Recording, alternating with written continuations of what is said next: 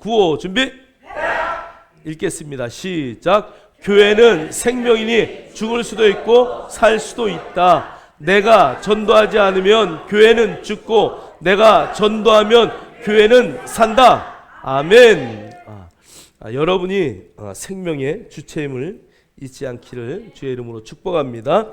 자, 오늘은 이제 하나님의 부르심에 대해서 제가 설교를 하려고 합니다. 하나님은 어떤 사람을 부르시고 우리를 어떻게 부르셨냐에 대한 것들을 말씀을 통해서 좀 확인하고 또 우리가 인식할 수 있는 시간 되기를 원합니다. 첫 번째, 하나님은 누구를 부르시냐면 죄인을 부르신다. 죄인을 부르신다. 누구를 부르신다고요? 죄인을 부르신다. 여기 죄인이 아닌 분 한번 왼발을 들어보세요. 네, 할렐루야. 많은 분이 왼발을 드셨네요. 우리는 이미 하나님의 부르심 안에 있기 때문에 의인이라고 칭함을 받습니다. 그러나 우리가 그 의인이라고 칭함을 받기 전에는 다 죄인이었죠. 그래서 성경은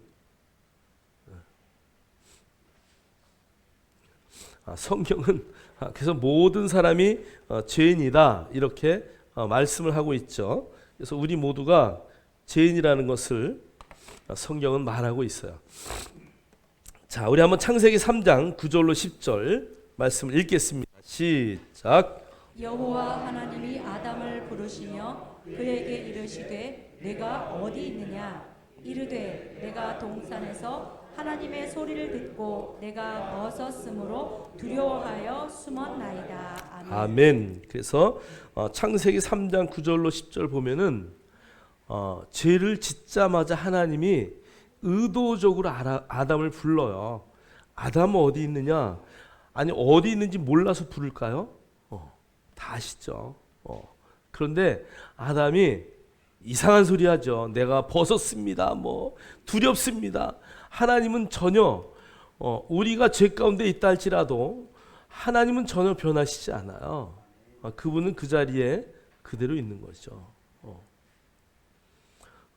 이제 죄와 벌, 톨스토예프스키가 쓴 죄와 벌, 그 다음에 까리마조프의 형제들인가요? 하여간 그런 책들, 여러분 고전을 통해서 죄가 무엇인지, 정말 의인은 뭔지 이런 것들을 우리가 정말 고전 속에도 한번 이렇게 생각해 볼 필요가 있어요. 왜냐하면 그는 그리스도인으로서 톨스토예프스키는 정말 아주 신실한 그리스도인이죠.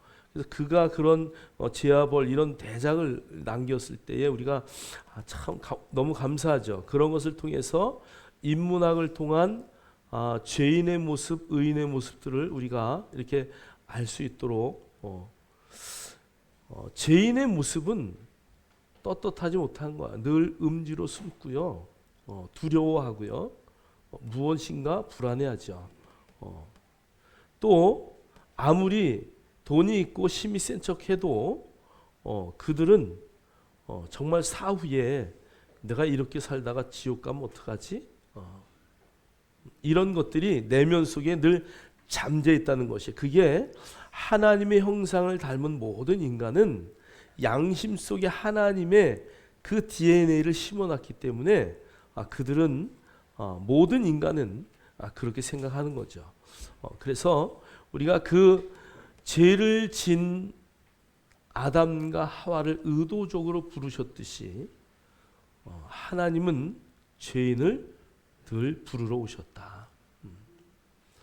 그래서 우리가 그 죄가 많을 때 은혜도 더 크다고 말하잖아요.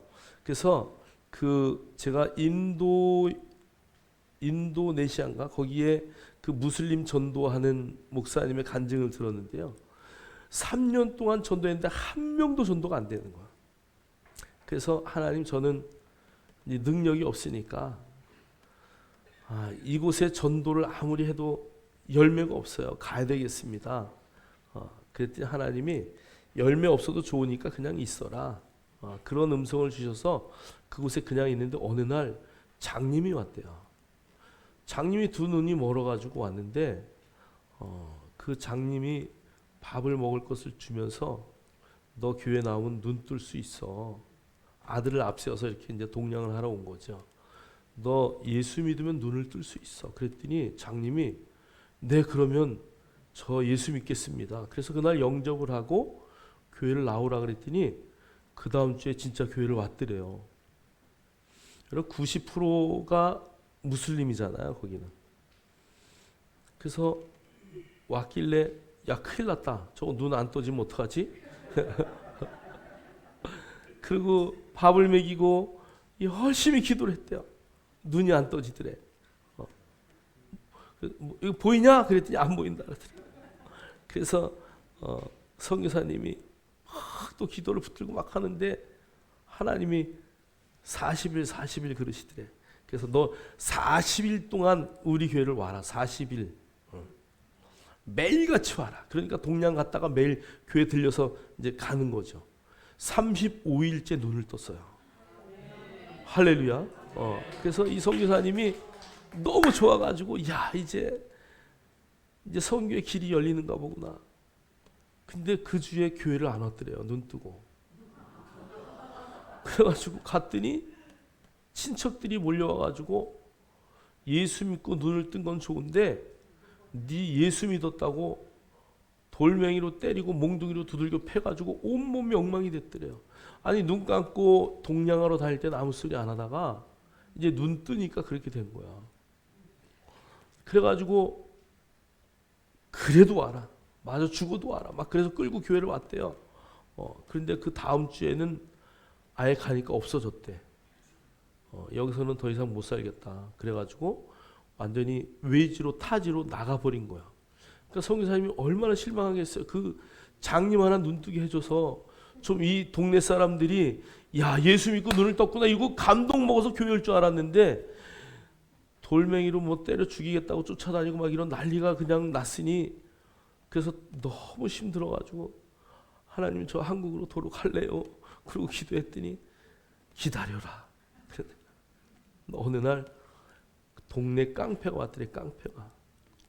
그래서 깡패에게 복음을 전했대요. 그랬더니 이 깡패가 난동을 부리고 교회 기물을 다 때려 부시고 다시는 예수 믿으라 소리하면 내가 너 여기 못 살게 한다고 막 난리를 치고 갔대요. 근데 그 다음날 술이 취해가지고 또 왔더래. 왜 왔냐? 밤새도록 잠을 한 잠도 못 잤대. 자기가 이런 적이 없는데 막 뭔가 막 속에서 뭐가 막 이상하고 잠을 못 자고 막 너무 힘들어가지고 그래가지고 도저히 안 되겠다. 그래서 못 견뎌서 술을 먹었는데 술을 먹으면 그게 잊혀먹고 잠이 와야 되는데 잠이 안 오더라는 거야. 술이 채가지고 온 거예요. 그래가지고 거기서 예수를 영접했어요. 그날 천국을 경험했어요 이분이. 그리고 이제는 내가 아는 모든 사람들을 예수 믿게 하겠다. 깡패가 예수를 믿으니까 그 다음 주에 5명을 데리고 오더래. 그 다음 주에 또 5명을 데려오더래. 막 데려오더래. 그런데 여기 숫자가 거의 한 20명이 됐는데 무슬림 형제들이 와가지고 몽둥이를 들고 와가지고 깡패들을 두들겨 패고 막 그러는데 이 깡패 아니에요. 깡패 말 그대로. 깡패에서 싸우고 막 그럴 줄 알았더니 그냥 그 매를 다 맞고 진죽이 돼가지고 맞았대요. 그런데 그 다음 주에 그 깡패들이 다 교회 왔대요. 그래서 당신 이렇게 매 맞았는데 어떻게 예수를 믿겠냐 그랬더니 저는 죽어도 예수를 믿겠습니다. 그래서 지금 그 깡패들하고 목회를 인도네시아에서 기가 막히게 잘해서 소문난 선교사로 유튜브에도 나와 있어요. 한번 보세요. 그러니까 여러분 정말 한 명이 굉장히 중요한 거예요. 한 영혼이 중요해요. 그래서 정말 그 하나님은 죄인 한 영혼을 찾으러 오신 거야. 여러분 깡패 그 죄 많은 깡패 그 한 사람이 변화되니까 그 동네가 다 변화되는 거죠. 그 한 사람이 변화되는 것은 너무 중요하다. 그래서 하나님은 죄인 하나를 찾으려고 양 99마리를 그냥 놓고 양 한 마리 찾으러 가는 그 예수 그리스도의 모습을 우리가 성경에서 볼 수 있듯이 한 명의 영혼은 중요하다. 그래서 여러분이 정말 관계 전도를 하고 여러 전도를 하지만 그 한 영혼에 집중할 수 있는 그 놀라운 믿음의 역사들이 있어야 돼요. 그래서 정말 가능하면 깡패 같은 사람들, 깡패가 아니에요. 깡패 같은 사람들 얘기하는 거예요.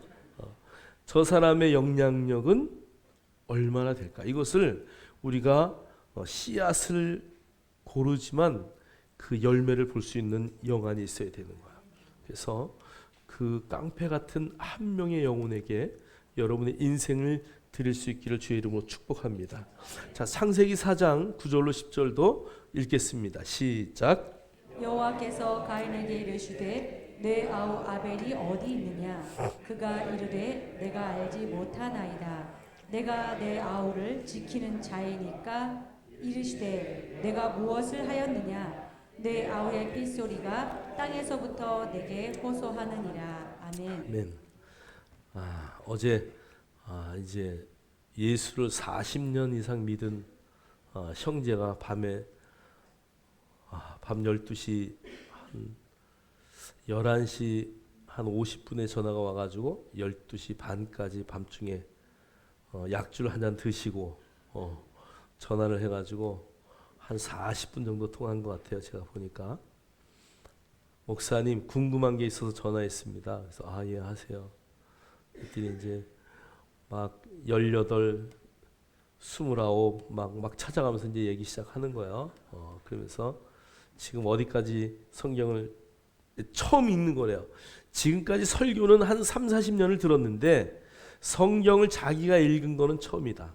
창출, 레민,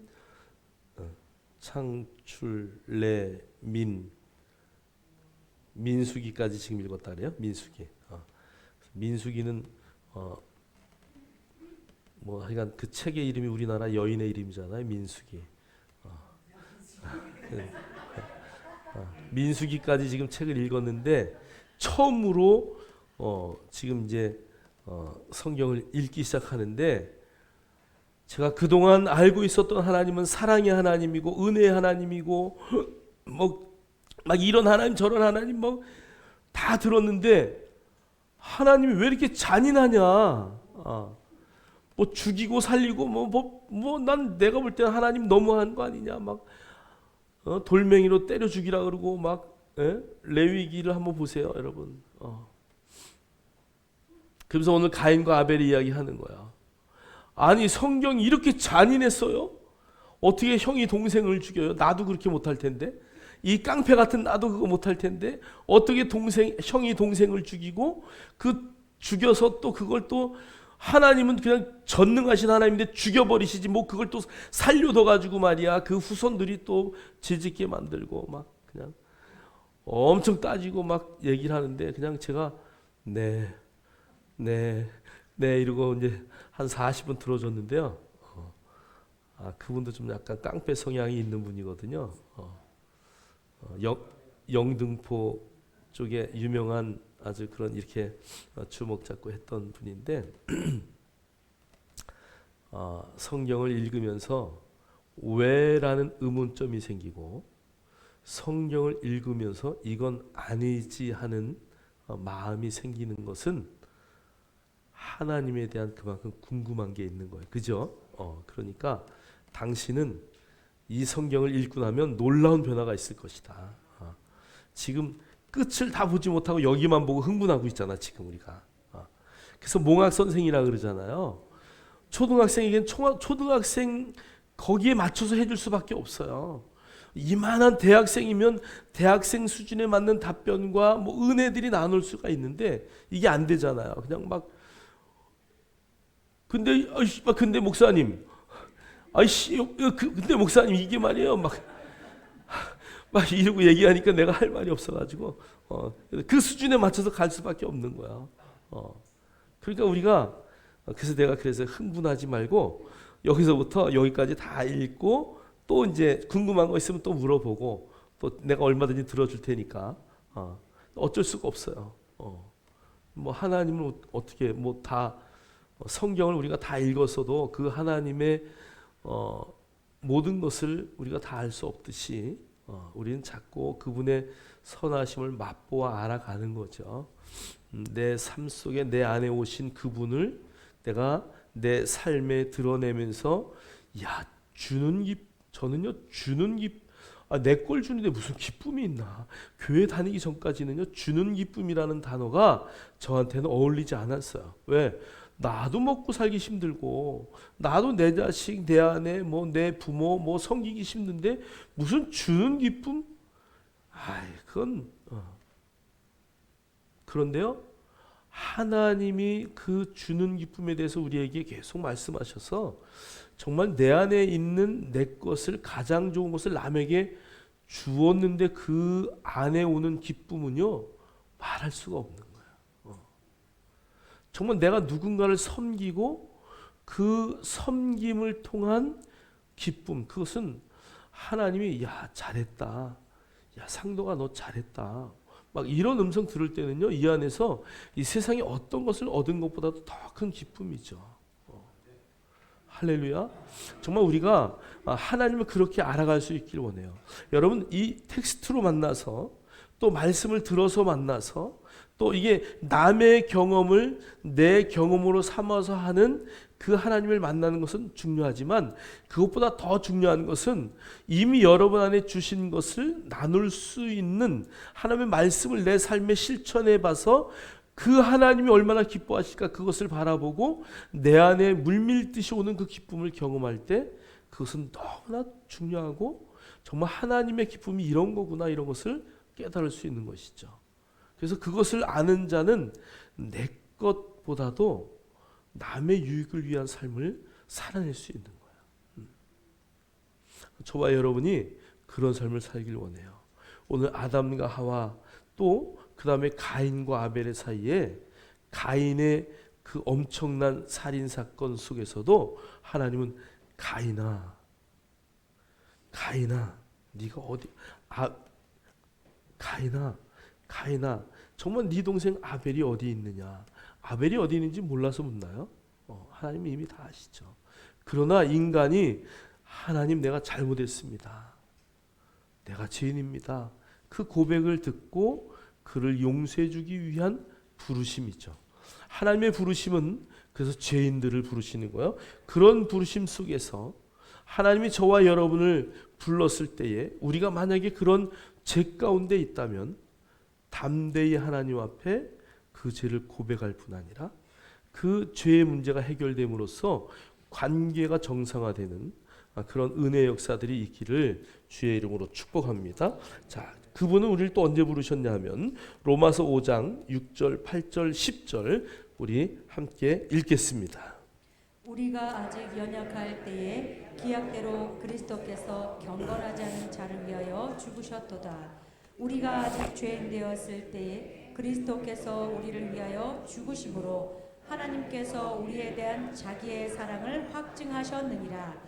곧 우리가 원수 되었을 때에 그의 아들의 죽으심으로 말미암아 하나님과 화목하게 되었은즉 화목하게 된 자로서는 더욱 그의 살아나심으로 말미암아 구원을 받을 것이니라. 아멘. 아멘. 할렐루야. 우리가 아직 연약할 때에 예수님이 십자가에 죽으실 때에 우리는 연약했죠. 정말 그분의 어떠한 것도 알 수 없는 연약의 상태죠. 그래서 로마서 5장 6절은 우리가 아직 연약할 때 기약대로 그리스도께서 경건하지 않은 자를 위하여 죽으셨도다. 경건이 뭔지 모르고요, 하나님의 사랑이 뭔지도 모르는 연약한 그 나약한 율법 아래에 있는, 그래서 겨우 하라 하면 하고 하지 말라 하면 하지 않는, 그런데 그것도 다 지킬 수 없는 그런 연약한 자리에 있을 때 우리를 위해 십자가에 죽으셨다는 거예요. 두 번째, 오늘 로마서 5장 8절은 우리가 아직 죄인 되었을 때에 그리스도께서 우리를 위하여 죽으셨다고 말해요. 그 죄인은 뭐예요? 예수 그리스도를 부인하는 거죠. 그분이 메시아 예수가 오늘 이곳에 오셨는데 그분을 우리가 몰라보고 그분을 대적했다는 것이죠. 여러분 성경을 로마서 16장 9절 보면 죄의 정의가 나와 있어요. 죄에 대하여라 하면 그 다음에가 뭐예요? 나를 믿지 않는 것이 죄다. 예수 그리스도 그분을 믿지 않는 것이 죄죠.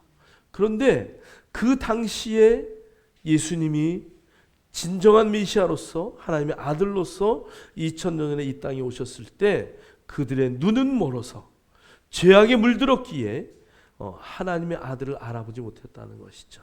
그래서 죄인이었을 그들을 위하여 죽으심으로 자기의 사랑을 확증하셨다. 할렐루야. 주님은 그런 죄인을 위해서 오신 거죠.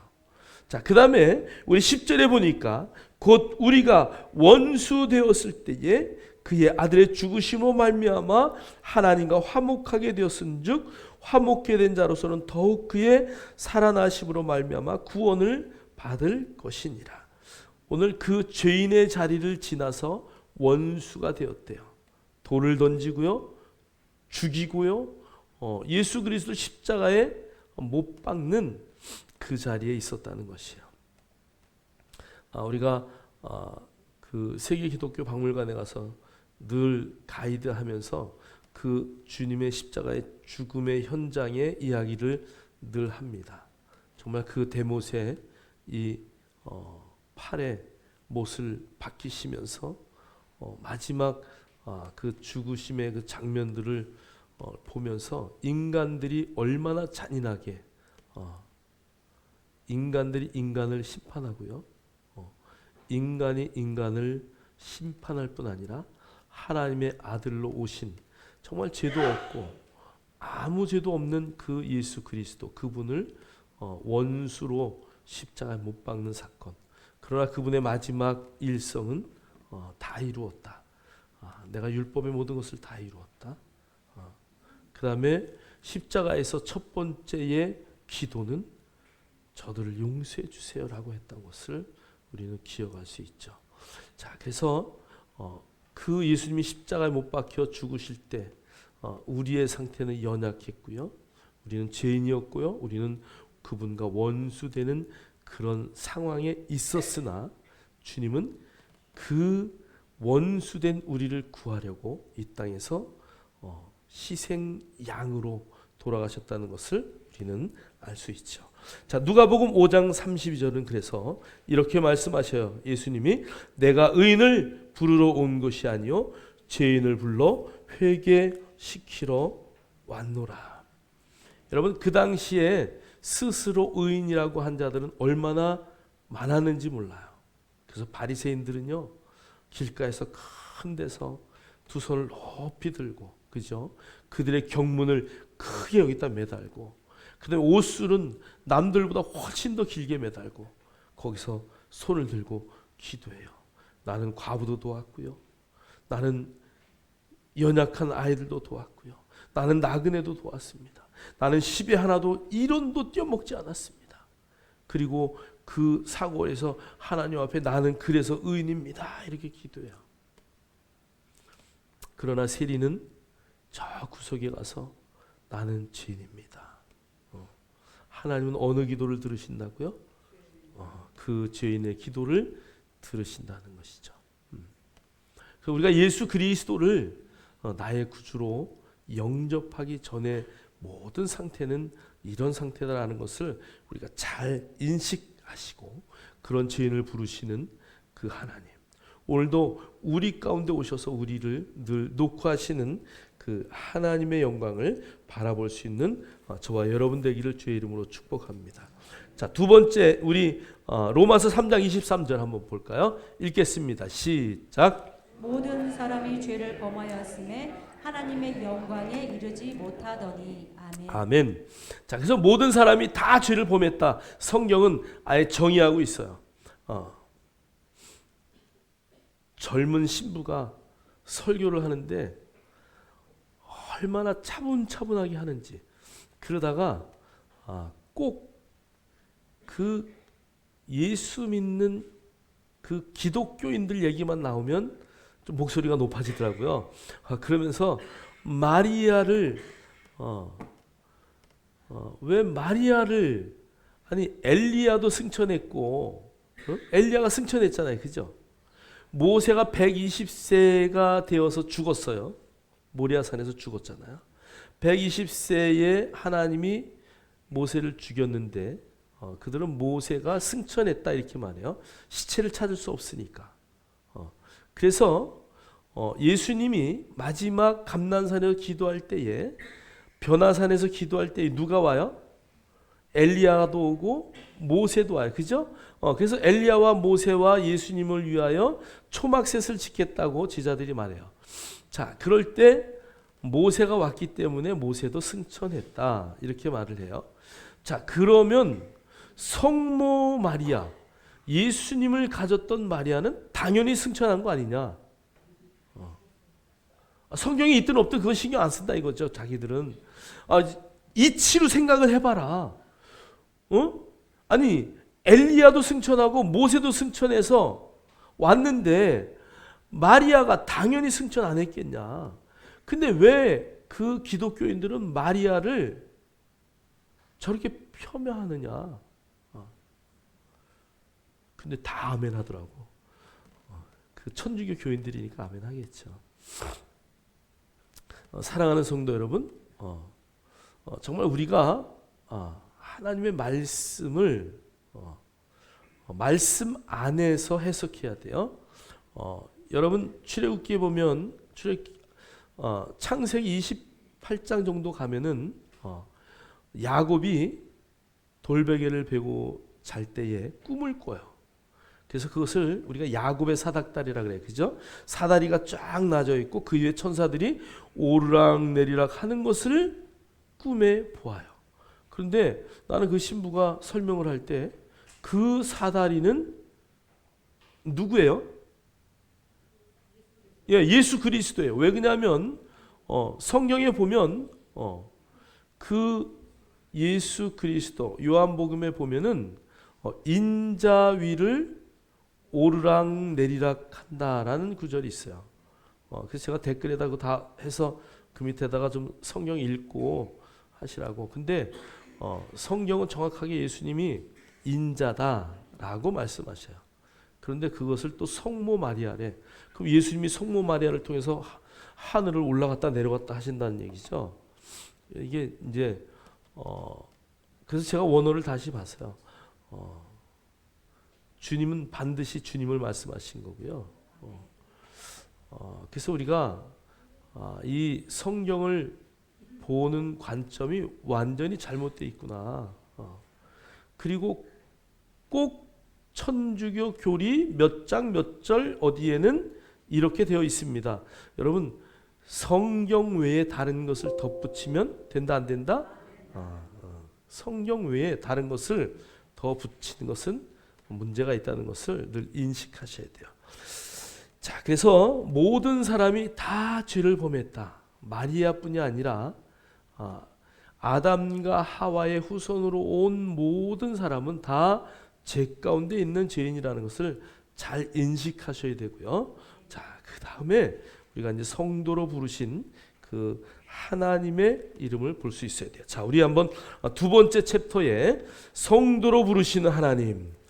자, 우리 고린도전서 1장 2절 읽겠습니다. 시작. 고린도에 있는 하나님의 교회 곧 그리스도 예수 안에서 거룩하여지고 성도라 부르심을 받은 자들과 또 각처에서 우리의 주 곧 그들과 우리의 주 되신 예수 그리스도의 이름을 부르는 모든 자들에게 아멘. 네.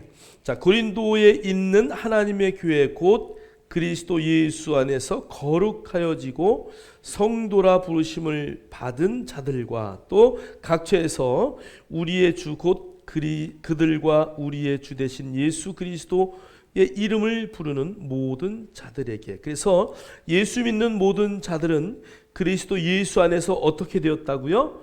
거룩하여졌다. 그래서 그것을 뭐라고 불러요?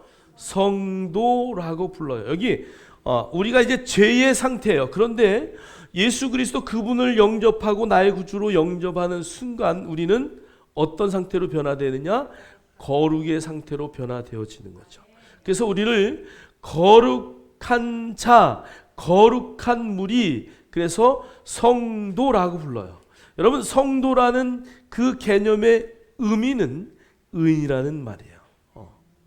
그래서 저와 여러분을 거룩한 무리로 하나님은 우리를 보고 계시고 또 그분의 자녀 삼으셨으니까 우리는 하나님의 자녀의 그 자리에 늘 있다는 것을 절대 잊으시면 안 돼요.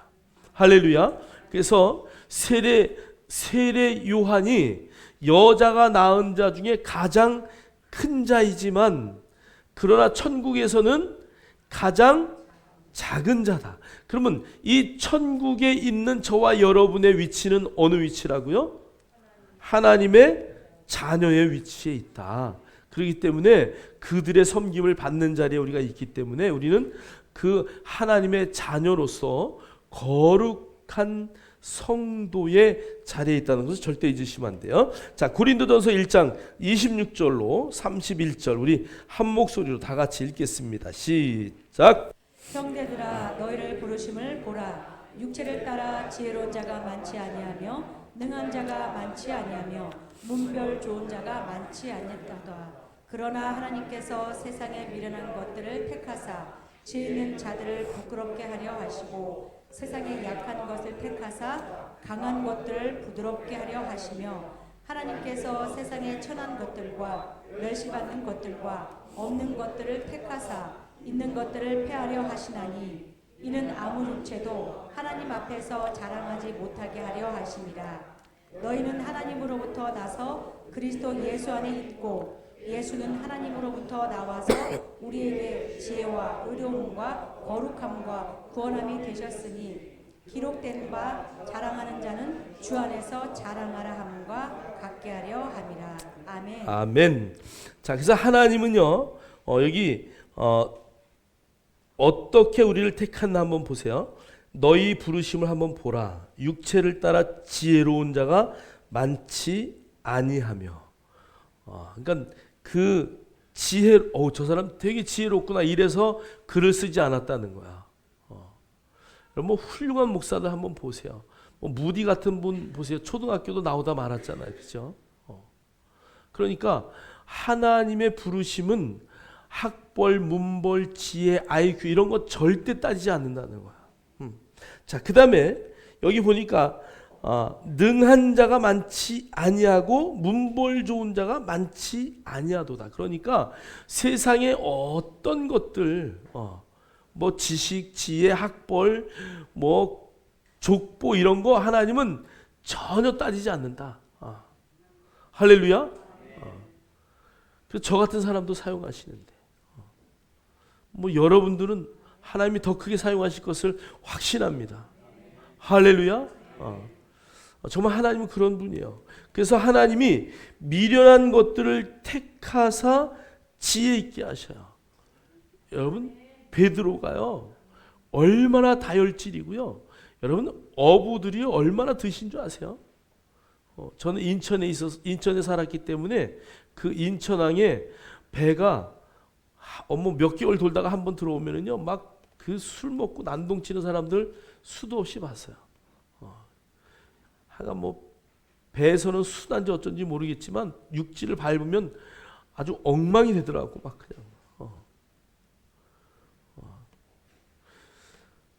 정말 그 무식하고 정말 볼품없는 뱃사람 베드로. 여러분 베드로는요 유대인의 가정에서 자랐기 때문에 기본적인 하나님에 대한 말씀에 대한 교육은 받았겠죠. 그런데 베드로를 성경은 무식하다라고 말했어요. 배운 것이 없다. 그런데 베드로가요 하나님을 만나고 예수님을 만나고 제자가 되어서 예수님이 십자가에 못 박힐 때 그 정말 막 의리가 있고 혈기가 있는 베드로가 그 여자 소녀 앞에서 3번이나 나는 몰라요, 나는 몰라, 난 저 사람하고 내가 어떻게 저 사람하고 똑같습니까? 나는 저 사람 전혀 3번이나 부인하고 다구는 소리에 통곡했대요. 그리고 나서도 베드로는 제대로 주님을 못 만나요. 다락방에서 기도하다가 성령님을 경험한 이후에 베드로의 인생이 완전히 바뀌어요. 나가서 설교하잖아요. 여러분, 베드로가 거기 첫 설교인데요. 얼마나 떨렸겠어요, 사실. 저도 첫 설교를 해봤지만 다리가 후들후들 돼가지고 여기 서 있질 못하겠어. 왜 시계는 그렇게 안 가? 지금은 시간이 너무 빨리 가서 큰일인데 그때는 시계가 왜 이렇게 안 가는지, 뭐 얘기를 내가 다 한 건지 만 건지도 생각이 안 나고 시간이 안 가요. 근데 베드로가 그 설교를 하고 내려왔는데 3,000명이 예수를 영접했다는 거야. 그러니까 성령님이 하시는 거야. 성령. 하나님은 그렇게 약한 것들을 사용하셔요. 그리고 강한 것들을 부끄럽게 하시려고 하나님께서 세상에 천한 것들과 멸시받는 것들과 없는 것들을 택하셔서 그 모든 것들을 패하신대요. 그래서 우리는 하나님 앞에 자랑할 것이 없어요. 자랑하려면 오늘 성경은 주 안에서 자랑하라 31절에 말씀하고 있어요. 저와 여러분이 정말 주 안에서 자랑하기를 주의 이름으로 축복합니다. 자랑은, 여러분의 자랑은 간증이 돼야 돼요. 간증은 내 이야기를 하는 것 같지만 내 이야기, 내 삶 안에 역사하신 예수 그리스도, 하나님, 성령님을 높이는 것이죠. 그래서 그분만을 자랑할 수 있기를 주의 이름으로 축복합니다. 축복합니다. 자, 우리 한번 세 번째 큰 챕터로 한번 넘어가겠어요. 자, 그분은 우리를 그래서 이제 제자로 부르시는 거야. 결국 저와 여러분의 부르심은 죄인에서 의인으로, 그죠? 죄인에서 거룩한 성도로 부르시고 그 성도로 부른 저와 여러분을 이제 제자로 부르시는 거예요. 자, 디모데후서 1장 9절로 14절 말씀 우리 읽겠습니다. 시작. 하나님이 우리를 구원하사 거룩하신 소명으로 부르심은 우리의 행위대로 하심이 아니요 오직 자기의 뜻과 영원 전부터 그리스도 예수 안에서 우리에게 주신 은혜대로 하심이라.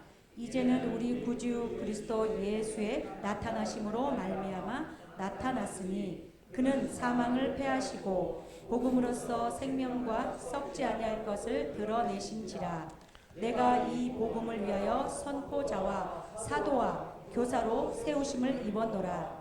이로 말미암아 내가 또 이 고난을 받되 부끄러워하지 아니함은 내가 믿는 자를 내가 알고 또한 내가 의탁한 것을 그 날까지 그가 능히 지키실 줄을 확신함이라. 너는 그리스도 예수 안에 있는 믿음과 사랑으로서 내게 들은 바 바른 말을 본받아 지키고 우리 안에 거하시는 성령으로 말미암아 내게 부탁한 아름다운 것을 지키라. 아멘. 아멘. 자, 하나님이 우리를 구원하사 거룩하신 소명으로 부르심은 우리의 행위대로 하심이 아니요 오직 자기의 뜻과 영원 전부터 그리스도 예수 안에서 우리에게 주신 은혜대로 하심이라. 이제는 우리 구주 그리스도 예수의 나타나심으로 말미암아 나타났으니 그는 사망을 패하시고 복음으로써 생명과 썩지 아니할 것을 드러내신지라. 내가 이 복음을 위하여 선포자와 사도와 교사로 세우심을 입었노라. 그러니까 바울은요 선포자예요. 여기는 선포자, 말씀을 선포하는, 그래서 이것은 전도자죠. 전도자. 그 다음에 사도와 교사로 세우심을 입었다.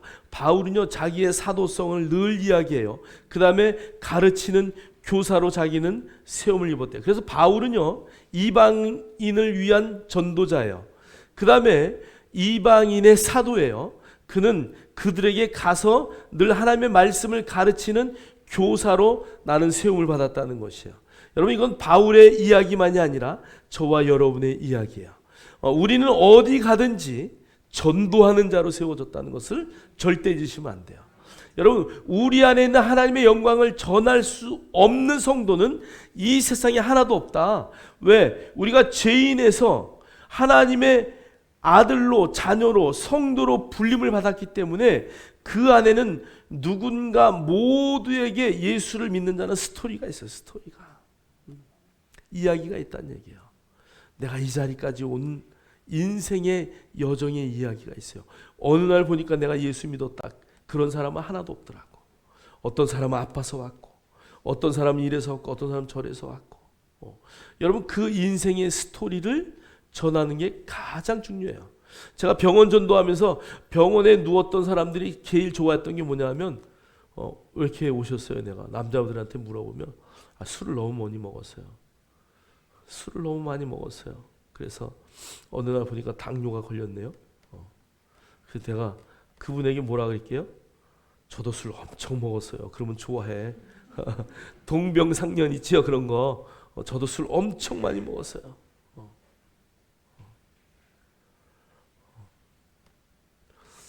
그러니까 그들에게 다가갈 때에 나도 술 엄청 많이 먹었는데 내가 왜 예수를 믿게 됐는가, 이런 나의 스토리를 전하는 거죠. 그래서 여러분 안에도 예수 믿기 전에 했던, 또 내가 예수를 제대로 알기 전에 했던 뭐 여러 가지가 있을 거예요. 그것들이 여러분이 누구를 향하여 하나님을 믿게끔 하기 위한 전도의 도구로 쓰임 받아야 돼요. 할렐루야. 그 다음에 여러분, 사도죠. 사도는 예수님과 함께한 제자들이에요. 말하자면 사도들의 특징은 예수 그리스도의 일들을 기록했어요. 자, 주님과 함께 다니면서 그분의 살아계신 역사하신 모든 것들을 다 겪었던 자들이죠. 그래서 초대교회의 기둥이 됐던 분들이에요. 오늘 바울은 모든 교회들, 그 이방의 모든 교회들의 기둥과 같은 자야. 여러분, 어느 곳에 가든지 내가 기둥이고 모범이라면 내 삶이 어때야 될까요? 늘 그들에게 보여지는 거야. 그래서 목사와 그 가족의 삶은 어느 목사님이 그랬더라고요. 이렇게 어항 속의 금붕어나 똑같다. 근데 뭐 교회 안에서만 그럴까요? 나가서도 마찬가지죠. 제가 어디 가면 목사님 오셨어요. 다들 그러잖아요. 근데 내가 네. 근데 목사라고 하면서 가서 승질내고 막 그러면 안 되잖아요. 그러니까 그 모든 삶을, 사도의 삶은 그 삶을 살아내야 되는 거야. 그래서 기둥과 같은 삶, 어디 가든지 그 기준이 되는 삶을 보여줘야 되는 것이죠. 오늘날 저와 여러분이 그 삶이 돼야 돼요. 저분은 권사님이구나, 저분은 장로님이구나, 저분은 집사님이구나, 저분은 정말 신뢰해. 이런 기둥과 같은 그런 사도들의 역할을 잘 감당하셔야 돼요. 자, 그 다음에 교사는 가르치는 자예요.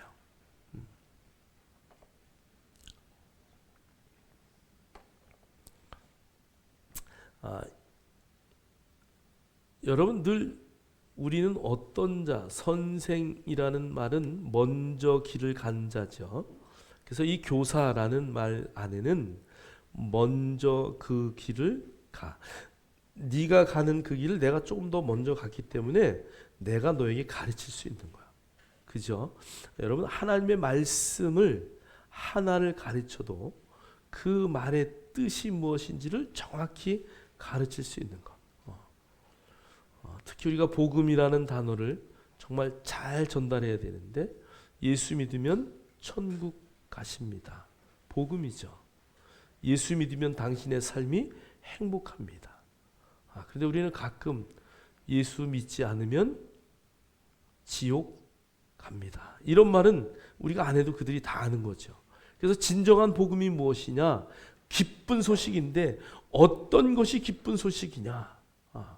당신이 예수를 믿게 되면 당신의 인생이 바뀝니다. 당신이 예수 믿게 되면 당신의 질병은 떠나갑니다. 제가 감기에 걸려가지고 이렇게 침대방에 누워가지고 자는데 우리 사모는 바깥에서 자면서 나는 안 걸린다, 나는 걸릴 수 없다, 나는 신성하다 막 그러고 계속 선포하는데 나 혼자만 걸리고 본인은 안 걸리더라고요. 그래서 내가 능력 있다. 저도 누워서 뭐라 그래요? 내 안에 신성한 건강이 있다. 감기는 빨리 떠날지어다. 현상은 사라질지어다. 나는 다 낫다. 막 그러고 막 선포하잖아요. 그런데 같이 마스크 벗고 밥 먹고 하는데 본인만 안 걸려. 아니, 괜찮어? 괜찮어? 내가 그래도 신성한 건강이기 때문에 자기는 괜찮다는 거야. 그래서 매일 고백 기도하고 입술로 선포하고 내가 누군지를 확인하고. 저는 이론적으로 잘 알지만 그냥 내가 어떨 때는 그 김진호 목사님하고 나하고 비슷한 과라서 이해가 안 돼. 막 그런데 막 그냥 선포하고 막 하면서 본인만 안 걸리고 저렇게 미꾸라지처럼 싹 빠져나가 가지고 내가 속으로 대단하다. 여러분 정말 우리가요 어디에 있든지 정말 가르치는 자로서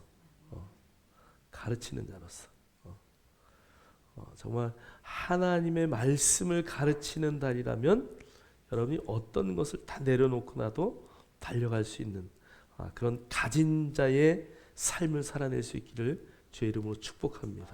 우리 이미 다 가진 자야. 하나님의 말씀을 우리는 가졌어요. 여러분 안에 있는 그 말씀들을 여러분이 찾지 못해서 그렇죠. 여러분이 받은 은혜의 말씀들이 얼마나 많은지를 손으로 세어보고요. 그 말씀들을 가서 자꾸 증거하셔야 돼요. 한 번, 두 번, 세 번, 네 번 증거할 때마다 믿음의 역사는 더 크게 나타날 것을 확신합니다. 자, 에베소서 4장 11절로 13절 말씀 다 같이 읽겠습니다. 시작. 그가 어떤 사람은 사도로, 어떤 사람은 선지자로, 어떤 사람은 복음 전하는 자로, 어떤 사람은 목사와 교사로 삼으셨으니 이는 성도를 온전하게 하여 봉사의 일을 하게 하며 그리스도의 몸을 세우려 하심이라. 우리가 다 하나님의 아들을 믿는 것과 아는 일에 하나가 되어 온전한 사람을 이루어 그리스도의 장성한 분량이 충만한 데까지 이르리니. 아멘. 아멘. 자, 에베소 4장 11절로 13절은 자, 그가 어떤 사람은 은사를 주는데 사도로, 어떤 사람은 선지자로, 어떤 사람은 복음 전하는 자로, 어떤 사람은 목사로. 여기에만 목사라는 단어를 썼어요. 사실 목사가 아니에요. 목자예요. 목자. 다른데 요 원어를 보면요 다 목자로 다 써 있어요. 근데 여기만 목사라고 써가지고 이게 목사만 이렇게 돼. 아니 절대 그렇잖아요. 여러분 신약은요 여러분 직분의 구분은 있어도요 그것을 구별짓지 않아요. 목사나 저나 다 똑같이 뭐예요? 성도예요. 성도. 네. 뭐 저만 특별한 건 절대 없어요. 여러분 저한테 와서 기도받아야 낫고 이런 거 없어요. 여러분이 여러분 스스로 손을 얹고 기도하면 반드시 치유 역사가 나타나게 되어 있어요. 제자들이요 예수님의 말을 듣고 나가니까 가서 막 귀신들이 떠나가는 거 주님이 다 보았다고 얘기하잖아요. 여러분 바울이 그냥 손수건만 그 바울의 손수건만 있어도 그림자 밑에만 있어도 똑같은 역사가 다 나타나는 거야. 여러분 뭐 여기는 목사가 아니에요. 여러분 성경에 이렇게 바꿔 놓으셔야 돼요. 목자. 그래서 어떤 사람은 목자 양을 키우는 어떤 사람은 많은 사람에게 영향을 주는 어떤 사람은 교회의 목자로서 그러니까 그 영향력을 끼치는 자리에 그 다음에 교사로 삼으셨다는 얘기죠.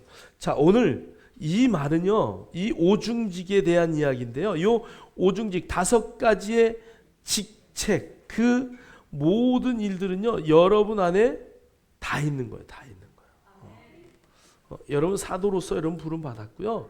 또 복음 전하는 자라고 부름 받았고요. 선지자로 부름 받았. 여기에 선지자도요 우리가 미래를 말하는 선지자가 아니에요. 여기에 선지자는 말씀을 맡은 선지자예요.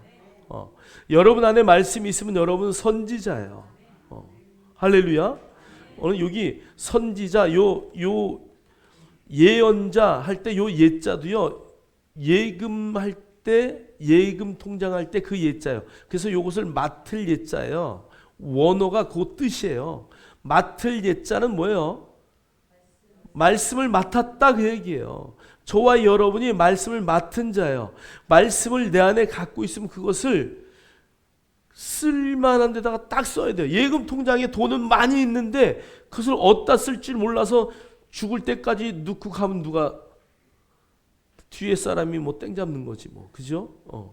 그러니까 여러분이 여러분 안에 하나님의 말씀을 가지고 있다면 여러분 죽기 전에 그것을 다 풀어내야 되는 거야. 저는 이효령 박사님의 마지막 수업이라는 책을 읽으면서 야, 정말 이분이 하나님을 만나서 마지막 이런 책을 우리에게 주신 게 너무 감사하다. 요즘에 청란교회 그 목사님이 세미나를 제가 갔다 왔는데 갑자기 이름이 또 생각이 안 나네. 청란교회 그 목사님이 죽음에 대한 책을 썼더라고요. 죽음에 대한 책을. 죽음이 우리에게서 멀어진 것이 아니다. 죽음은 늘 우리 곁에 있다. 장례식장에 왜 목사님이 처음부터 끝까지 다 같이 안 하냐. 가능하면 그 장례식장에 처음부터 끝까지 모든 것을 다 같이 했으면 좋겠다. 이제 그런 내용으로 다 쭉 해서 쓰셨는데요.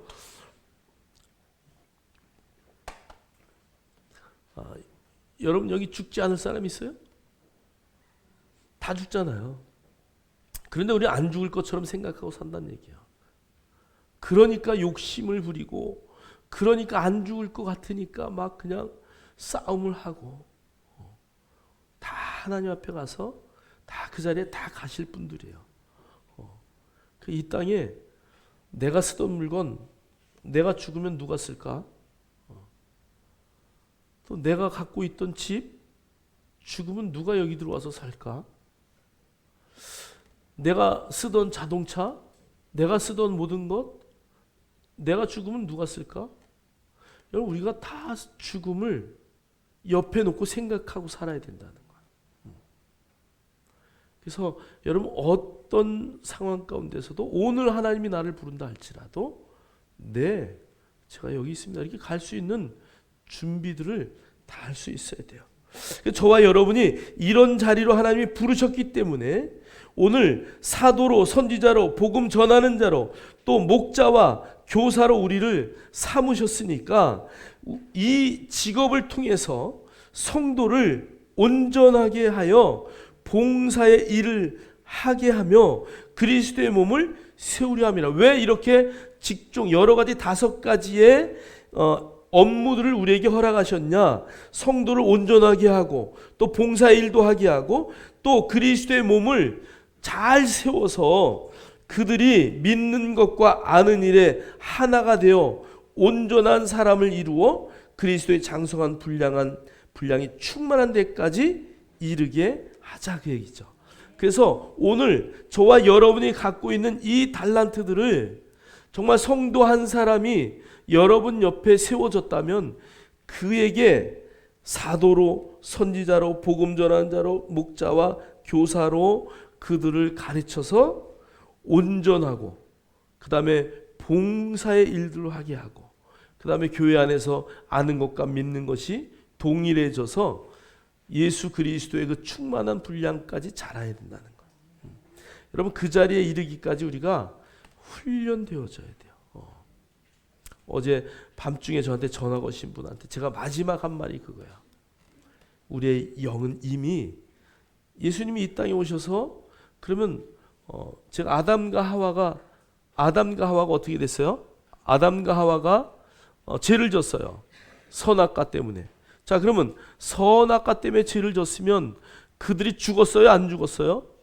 죽었죠. 자, 그러면 죽었다라는 단어는 그들이 죽었기 때문에 죽었다. 그 말은 뭐가 죽었습니까? 그랬더니 영이 죽었다는 걸 정확히 아시더라고요. 자, 그러면 영이 죽었다. 그러면 영이 죽었어요. 육체는 죽지 않았어요. 그러면 예수님이 이 땅에 오셔서 살리겠다 그랬어요. 제일 먼저 뭐를 살려야 돼요? 영을 살려야죠. 육체를 살리러 오신 게 아니잖아요. 우리의 생각을 살리러 오신 게 아니에요. 영을 살리러 오셨어요. 그래서 그 영을 회복시켜줘요. 그래서 살리는 것은 영이니 육은 무익하다. 예수님이 나는 너희들의 영을 살리러 온 거야. 그래서 우리의 영이 살아나니까 그 다음에 그 영이 뭐를? 혼을 컨트롤하는 거야. 자, 그런데 영이 혼을 컨트롤하는 데 있어서의 문제는 뭐예요? 훈련이에요. 훈련. 예수를 믿었어요. 그런데 훈련받기 싫어해요. 예수는 믿었는데 그냥 이대로 사는 게 좋아. 그리고 훈련하지 않으면 아무 일도 할 수 없어요. 훈련을 해야 변화되는 거야. 그것이 양육이에요. 학교 다니는 거 좋죠. 그런데 학교 가는 게 싫어. 그럼 어떻게 해요? 그냥 뭐 무식으로 사는 거야. 책 좀 읽었으면 좋겠어. 근데 한글 배우긴 싫어. 그럼 뭐 어떡해?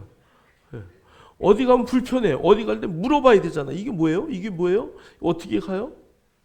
물어봐야 되는데 너무 불편해. 그래서 내가 어떻게 좀 변화됐으면 좋겠어. 공부해야 된다. 그러니까 공부하기는 싫어. 그럼 뭐 어떻게 할 수 없는 거예요.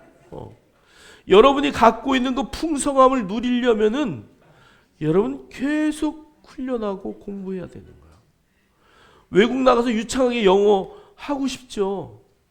근데 매년 1월 1일 날 약속해. 올해는 영어를 내가 마스터해서 외국에 딱 가가지고 티켓팅 할 때 순간서부터 딱 그냥 멋지게 막 하고 싶은데 뭐 1월 1일 날 약속은 했는데 다 본인 스스로 회화하기는 공부하기는 싫어. 그러면 내년에 그 약속 또 해야 돼. 본인이 자기와. 여러분 그냥 훈련해야 돼. 하루에 하나씩이라도. 하루에 하나씩이라도. 하루에 한 단어라도 하지 않으면 안 돼요. 여러분 성경도 마찬가지. 여러분이 한 걸음 한 걸음 한 걸음 하나님을 알아가기 위해서는 성경을 읽고 듣고 훈련해서 나갈 때 여러분의 믿음과 여러분이 아는 것이 하나가 되어서 정말 그리스도의 장성한 분량에 충만한 데까지 나갈 수 있는 그 길을 갈 수 있다는 것을 여러분 절대 잊으시면 안 돼요. 자, 마태복음 28장 18절로 20절 읽겠습니다. 예수께서 나와 말씀하여 이르시되 하늘과 땅의 모든 권세를 내게 주셨으니 그러므로 너희는 가서 모든 민족을 제자로 삼아 아버지와 아들과 성령의 이름으로 침례를 베풀고 내가 너희에게 분부한 모든 것을 가르쳐 지키게 하라. 볼지어다 내가 세상 끝날까지 너희와 항상 함께 있으리라 하시니라. 아멘. 이건 예수님의 지상 명령이고요. 예수님이 십자가상의 마지막 돌아가시기 전에 제자들에게 부탁하신 거예요. 유언과도 같은 것이죠. 그래서 주님이 이렇게 말씀하셔요. 하늘과 땅의 모든 권세가 내게 있다. 자, 그렇기 때문에 너희는 가서 모든 민족을 제자로 삼아서 아버지와 아들과 성령의 이름으로 침례를 베풀고 내가 너희에게 분부한 모든 것을 어떻게 하라고요? 가르쳐라. 그 다음에 어떻게 해요? 지키게 하라. 따라하세요. 가르쳐라. 지키게 하라. 제자는요, 가르쳐서 지키게 하는 거야. 가르쳐서 그가 그 하나님의 말씀대로 삶을 살아낼 수 있도록 지킬 수 있도록 하라는 거예요. 그러면서 주님이 내가 세상 끝날까지 너희와 항상 함께 있을 거니까 어떠한 시련이 와도 어떠한 어려움이 와도 염려하지 마. 내가 너와 함께 할 거야. 할렐루야. 그래서 우리는 제자 삼아야 돼. 제자 삼아야 돼. 가는 곳마다 저 사람이 내 제자일까? 저 사람이 내 제자일까? 한 명의 제자를 삼고 그를 정말 하나님의 약속 안에서 바로 세워질 때까지 여러분의 인생을 투자할 수 있는 제자 삼는 사역이 필요해요. 주님은 제자 삼으라고 말씀하셨어요. 그분의 유언이고 그분의 마지막 말씀이에요. 저와 여러분이 이 제자 삼는 일에 최선을 다하고 물론 많은 사람에게 복음을 온 땅에 편만하게 전파하는 것은 굉장히 중요합니다. 그러나 여러분이 세운 그 한 명의 제자는 세상을 변화시킬 것입니다. 그래서 그 일을 위해서 여러분의 인생을 드릴 때 값진 인생이 될 것입니다. 자, 그래서 빌립보서 3장 14절 우리 다 같이 읽겠습니다. 시작. 표대를 향하여 그리스도 예수 안에서 하나님이 위에서 부르신 부르심의 상을 위하여 달려가노라. 그래서 표대를 향하여 달려갈 수 있는 저와 여러분들이고, 정말 우리가 이 땅에서 제자 삼는 이유, 마지막 때에 하나님 앞에 갔을 때 그 부르심의 상을 위하여 달려가는 우리의 모습이 되기를 주의 이름으로 축복합니다. 축복합니다.